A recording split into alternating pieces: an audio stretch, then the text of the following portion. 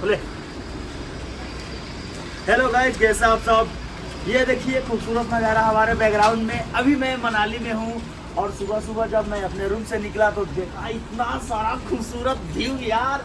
अभी स्नोफॉल हो रहा है आसमानों से, पहाड़ों से, यानी कि सब बर्फ गिर रहे हैं। और देखिए कितना अच्छा, जैसे आप लोग फिल्म में देखते होंगे सेम वैसा ही भाई मैं अपने नज़रिए से देख रहा हूँ भाई पहली बार। इतना अच्छा, जस्ट लुकिंग लाइक ऑफ वाव, बहुत ही हाँ। और आप सब देख सकते हैं, भैया जरा दिखाइएगा अपने हिसाब से।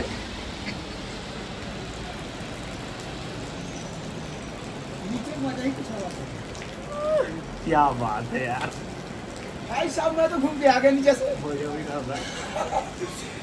हेलो गाइस, हम तो नीचे से घूम के आ गए, मजा लगे। ऐसे में खोल के बहुत मजा आ रहा है। मुझे ठोक ठोक गिर रहा है ट्रेन की तरह। क्या बात। अरे वाह, कितना बड़ा छत पे जाम गिरा। अच्छा कितना हार्ड लग रहा है भैया। एक भैया फोटो जब आप लोग गाना का लेते तो बहुत अच्छा लगता है।